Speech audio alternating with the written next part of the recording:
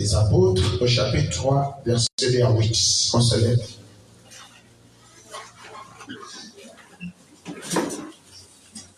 Actes des Apôtres, chapitre 3, verset 1 à 8.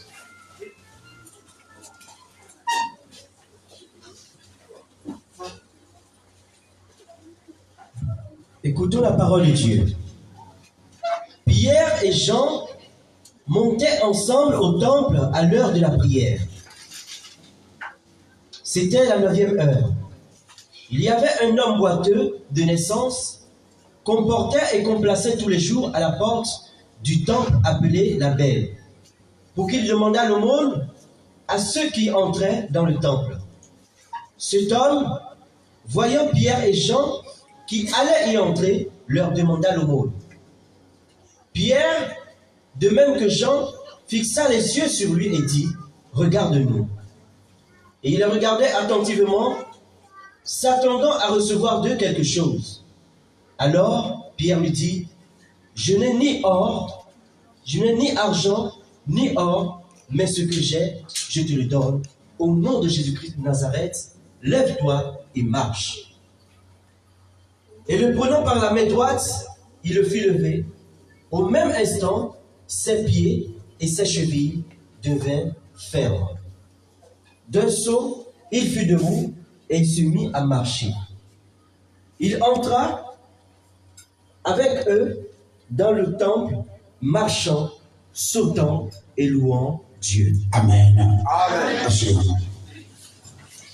La Bible dit qu'il y avait un homme. Et cet homme était infirme de naissance. Mais ce que cet homme faisait, c'était que chaque matin, on lui soulevait, on lui amenait, on lui déposait. De toute sa vie, cet homme savait déjà que le matin, on va me prendre, on va me déposer et je vais rester là. Donc, il avait déjà mis dans sa vie l'habitude. Quelqu'un dit l'habitude. Dis avec moi l'habitude. Donc, il avait déjà cette habitude-là. Non seulement le matin, lorsqu'il se lève, on lui amène, on lui dépose, et il avait aussi mis dans sa tête l'habitude de demander. Il avait focalisé sa vie dans le cadre de l'habitude. L'habitude de demander, l'habitude de demander, l'habitude de autre. Il avait focalisé toute sa vie dans cette habitude-là. Je voudrais vous dire une chose. Et lorsque Pierre est arrivé et qu'ils sont entrés, le premier réflexe que cet homme a eu, c'est de faire l'habitude de demander.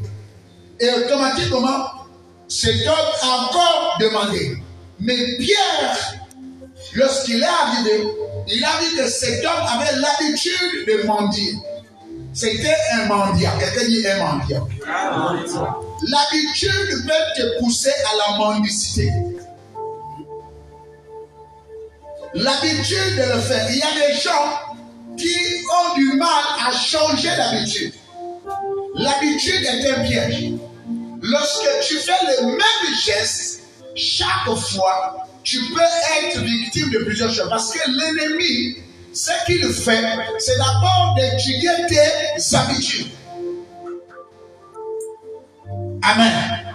Il n'y a pas d'attaque sans étude de l'habitude. Si les gens veulent te faire un coup d'état, ils vont d'abord chercher quelles sont tes habitudes. Est-ce que tu quittes le matin, tu vas à l'école, après l'école, tu vas au café, après au café, tu reviens. Ça veut dire qu'ils ont remarqué que ta vie est sur ce passage-là, cette trajectoire. Alléluia. Amen. Amen, amen. Amen. C'est comme un homme. Un homme que lui, il a seulement l'habitude de boire qu'une bière. Et la préférence, c'est peut-être la 33. C'est son habitude. Il boit que la 33, il boit que le jus Diego, il boit que le whisky Wash Goss, il voit que quelque chose qui est précis, une marque très précise. Et toute sa famille connaissent déjà que lui là, si tu l'achètes le jus orange Forest, il ne va pas boire. Lui, il ne boit que cette marque de jus d'orange. Amen. Cette habitude que tu as l'habitude de faire peut devenir un piège pour toi. Car, étant qu'on connaît ce que tu bois, on peut te piéger ou on peut t'empoisonner par rapport à la boisson que tu aimes prendre. Je ne sais pas si quelqu'un me comprend. L'habitude peut être un piège. L'habitude peut être un frein au développement. Tu ne peux plus changer. Non, moi je ne connais pas ça. Moi je connais, j'ai mes habitudes et je n'ai pas envie de changer. Non. Il y a des personnes, même dans leur vie relationnelle, même dans leur vie au ménage, même dans les foyers, les mêmes habitudes qu'ils ont eues chez eux, ils ont du mal à les laisser et s'adapter à autres. Ils viennent avec les mêmes habitudes. Lorsque le monsieur lui dit, moi, chez moi, je dois prendre le petit déjeuner à telle heure, mais comme lui, il a l'habitude de manger le foufou à 6 heures, il a du mal à quitter ses habitudes. Et ça peut devenir un problème de conflit dans la maison. Alléluia. Amen. Est-ce que quelqu'un me comprend? Amen. Dis à ta soeur, l'habitude est un danger. Car la Bible dit, la lettre tue, l'esprit vivifie. Ce qui donne la vie, c'est l'esprit. Il faut marcher en esprit. Ne sois pas un robot. L'habitude te condense. L'habitude te focalise dans un seul objectif sans qu'il y ait de variation. Amen, amen. Cet homme avait cette habitude-là. Pendant des années, lui, on se lève le matin, il se lève, on lui se lève, on lui dépose. Et même les gens qui lui déposaient avaient cette habitude, on va lui se lever, on va lui déposer. C'est aussi leur habitude. Le vol, c'est l'habitude qui classe, qui augmente. Et l'enfant qui a l'habitude de prendre 100 francs, 100 francs, 100 francs, 100 francs sans demander, lorsque cette prise ou encore cet emprunt ou cet acte qu'il est en train de faire ne s'arrête pas et que la personne prend l'habitude de le faire, ce serait difficile pour lui, on lui appellera voleur. Tout enfant qui vole, c'est d'abord, mais vous m'avez dit, il a l'habitude de prendre l'argent sans demander. Pour toi, ce serait plus tard. Non, mon fils a l'habitude de prendre l'argent sans demander. Pour toi, c'est l'habitude. Mais quand il va le faire chez l'autre, il ne va plus dire c'est l'habitude, il va dire que c'est le vol. Quelqu'un me comprend bien? Il va dire c'est le vol. Donc l'habitude qui était habitude à la maison que vous n'avez pas pu arrêter devient un danger pour la personne. Tu as l'habitude de ne pas rester avec un seul garçon. Tu as intégré ça en toi. Tu es une fille, il faut que tu aies un autre copain en dehors de celui qui est à la maison. Lorsque c'est là, le sentiment là devient. Enlève le sac qui bloque le. Mets ça en haut. Sur le bas. Voilà. Amen, amen.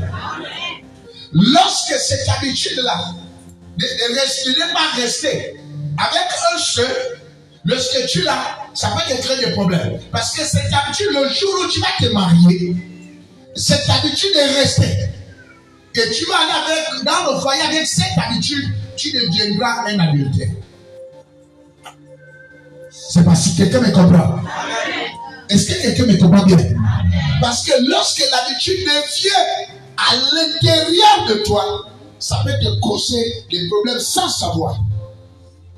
Même si tu as envie de ne pas le faire, mais tu le fais. Parce que le corps a l'habitude de. Et ça devient automatique. Tu es un menteur, tu as l'habitude de mentir. Alors, ce mensonge-là te quitte et ça devient maintenant, comment dire ça, une personnalité en toi. Tu fais les gestes là. Alléluia. Amen. Dis avec moi que tout esprit d'habitude entré en moi puisse être révoqué. Car je refuse d'être un robot. Donne-moi un amen. Est-ce que vous savez qu'il y a des femmes qui ont raté le foyer à cause des habitudes? Elle n'est pas habituée à peut-être à servir son homme à midi. Mais tu te trouves avec un homme polyvalent. Il quitte, il rentre à midi, il se repose un peu pour partir. Alors toi, tu n'as pas l'habitude là. Et quand non, moi ça c'est pas ça, c'est quelle habitude là? Moi je n'ai pas l'habitude là. Vous voyez? Alors, l'homme qui est flexible va voir ça comme un défi. Amen, amen. Et ça peut te créer des problèmes. C'est comme une femme ou un homme qui est habitué à avoir plusieurs copines ou encore à pousser un peu plus loin. Et quand ça devient d'habitude et que tu trouves quelqu'un qui ne pousse pas loin, ça va te frustrer. Et tu vas te sentir mal à l'aise. L'habitude, que nous avons l'habitude de le faire, peut se transformer en un piège dans nos vies. Et quelqu'un qui a l'habitude de cela, pour le changer, ça devient très difficile. C'est comme un groupe de chante, un groupe de chorale, un groupe d'intercession. Ils se sont mis un carré. C'est ce que nous faisons. Et quand tu arrives, tu apportes un petit plus dans ce qu'ils ont. Ils vont prendre ça comme si c'était, tu viens les annexer. Tu viens prendre leur place. Tu viens prendre leur position. Et pourtant, ce n'est pas mauvais d'apporter un changement dans ce qui est devenu habitude. L'habitude freine, l'habitude rend ma boule. Parce que lorsque vous avez cette habitude, vous ne réfléchissez plus à autre chose qu'à faire les mêmes gestes matin, midi et soir. Amen. Amen. Donne-moi un amen bien. Ça devient un piège. C'est mon habitude. Non, ça ne doit pas être, tu ne dois pas avoir l'habitude. Un enfant de Dieu doit vivre en esprit. Amen. Tu vas pas voir, non, moi ce sont mes habitudes. Non, tu ne dois pas le faire. Tu ne dois pas avoir des habitudes. Car tu risques de mourir aussi facilement. Les gens vont connaître tes habitudes. Je prends l'exemple. Une fille qui a l'habitude de coucher et d'aller faire même 3 jours, 4 jours dehors, une semaine dehors. Elle a l'habitude de ne pas signaler sa disparition. Elle quitte pour me pas. 1 jour, 2 jours, 3 jours, 4 jours, elle apparaît. Quand les parents vont prendre ça comme si c'était ton habitude, le jour où tu auras besoin des parents et qu'on va te attraper là-bas, et qu'on va te tuer, tu as besoin qu'on te recherche, les gens ne vont pas te rechercher. Parce que personne n'a envie de ça. Ce sont ses habitudes. Elle va devenir. Alors que maintenant, ça devient de l'habitude, ça devient un danger. On t'a attrapé là-bas, tu es en train de faire la prison, il y a personne qui te recherche, on t'amène au tribunal, on te juge, on t'envoie en prison là-bas. Les parents ne savent pas. Elle fait avoir 2 semaines, il fait 2 semaines, il ne rentre pas. Alors qu'on pouvait arranger le problème directement à la cellule. Mais les parents n'ont pas fait le cas. Personne n'a bougé un doigt. Parce qu'ils ont dit que ce sont ces habitudes de disparaître. N'ayez pas les habitudes. N'ayez pas les habitudes. Il ne faut pas que les gens puissent dire à vous, c'est son habitude. Sinon, ça devient un danger pour toi. Est-ce que quelqu'un me comprend bien? Ça devient un danger pour toi. Ça devient un danger. Vous voyez quelqu'un qu'on pouvait sauver, il a eu l'accident, il ne parle plus. Personne ne recherche. Tu n'as rien dans le poche, on t'a volé le téléphone, tu as un accident, tu ne parles plus, accidentellement, tu es fauché, tu es à l'hôpital, on cherche les parents, qui va te reconnaître? Et un jour, 2 jours, oh non, ils vont le chercher quand même. S'ils ne vont pas dire qu'une personne est disparue 3 jours, 4 jours, les parents vont quand même chercher même dans les hôpitaux. Mais on ne te trouve pas. Personne ne bouge. Mais parce que tu as les habitudes de disparaître, de partir de la maison sans avertir, sans rien. C'est comme un homme. Amen, amen. Un homme qui a l'habitude de le coucher. Alors sa femme a pris l'habitude, même si tu pars pour une semaine, pourtant tu as des problèmes, ils vont venir taper la femme de truc. En disant, mais toi ton mari disparaît comme ça, tu n'alertes même pas la femme. Mais non, mais il a l'habitude de faire. Non. Vous voyez, vous allez avoir des problèmes pour rien. Et la famille ne va pas voir que c'est la faute de votre fils qui disparaît même une semaine, on ne sait pas là où il est parti. Vous allez venir attaquer la femme de truc. Les habitudes, c'est pas bon. Ne t'habitue pas à faire un geste tous les jours. Ce n'est pas bon. Ça peut constituer un danger pour toi. Est-ce que quelqu'un me comprend? Est-ce que quelqu'un me comprend bien? Tu bois ton vin, tu es bourré jusqu'à et tu te jettes au carnivore, on passe celui. Mais ce jour-là, tu es en train de mourir, les gens vont te laisser au carnivore en disant que ce sont ces l'homme-là où ils voient partout, alors que tu as besoin de l'aide. Tu vas mourir comme un cochon parce que tu as l'habitude de le faire. Amen. Amen. Et lorsque vous avez l'habitude de le faire, on peut même t'accuser, même si ce n'est pas toi. Les gens vont venir te chercher parce que ce n'est pas toi. Aujourd'hui, ce n'est pas toi qui as volé. Mais les choses ont disparu dans le quartier. On dit non. C'est le gars là qui a l'habitude de venir voler. Attrapez-le. On t'appelle. Ils ne trouvent pas de suspects. Mais on t'a attrapé à cause de tes habitudes. Et même si cette fois-ci tu es innocent, alors tu deviens coupable à cause de tes habitudes. N'ayez pas les habitudes. Brisez-les au maximum.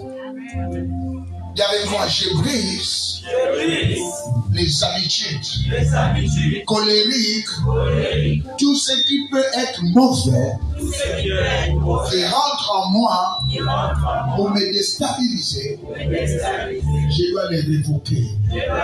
Au nom de Jésus. Chassez toujours les mauvaises habitudes. Quand quelqu'un vous reproche de quelque chose pendant 2, 3, 4, 5, 6, ça veut dire que si les mêmes réflexes et les mêmes reproches, on te reproche plusieurs fois et que tu n'arrêtes plus, ce n'est plus une faute, mais l'habitude. Et quand ça devient l'habitude, si tu ne le fais pas, tu frustres les autres. Et là, on te met à la mauvaise scène. Quelqu'un m'écoute bien? Amen. Alléluia. N'ayez pas ces habitudes. Moi, j'ai déjà vu dans les couples des messieurs qui font les habitudes de sa femme. Et pourtant, cette fois-ci, elle n'est pas coupable. Mais quand on va rencontrer le monsieur, lui, c'est ses habitudes. Et même si tu veux t'expliquer, il ne peut pas te croire. Parce que tu as l'habitude de le faire. Tu peux jurer ma sainte communion, tout ce qu'il y a. Il ne te croit pas. Parce que ce sont tes habitudes de le faire. Ne développez pas l'attitude des habitudes dans vos vies. Amen. Amen. Amen. Donne-moi un amen. Amen. Sinon, vous risquerez de vous retrouver dans des mauvais draps. Ne le faites pas. Chaque fois qu'on va vous réprimander, quand on vous fait la remarque sur une chose, plusieurs fois, ne t'entête pas. Sinon, si ça devient de l'habitude, ça deviendra un piège pour toi. Ça deviendra un piège. Personne ne peut plus te croire parce que tu as l'habitude de le faire. Quelqu'un m'écoute bien? ne le faites pas.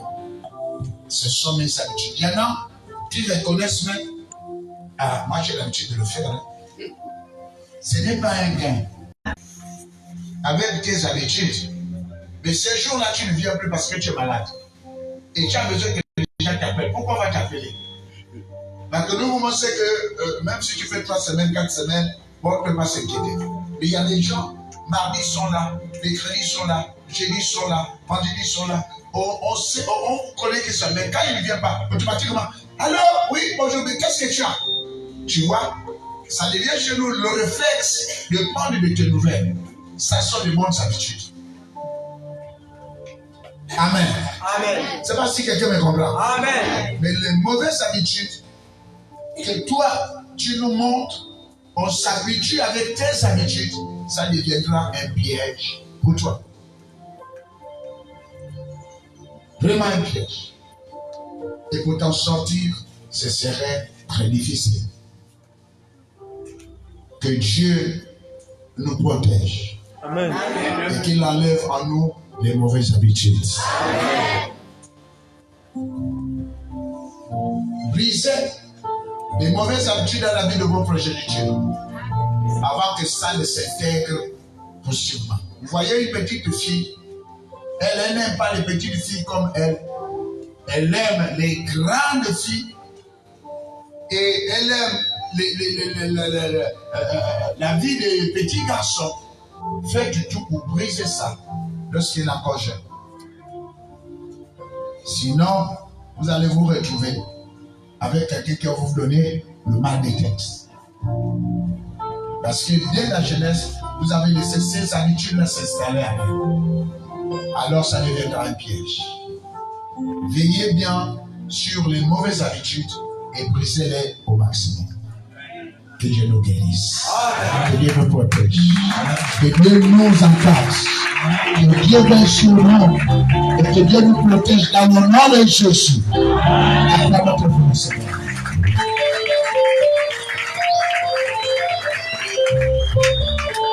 Ça va?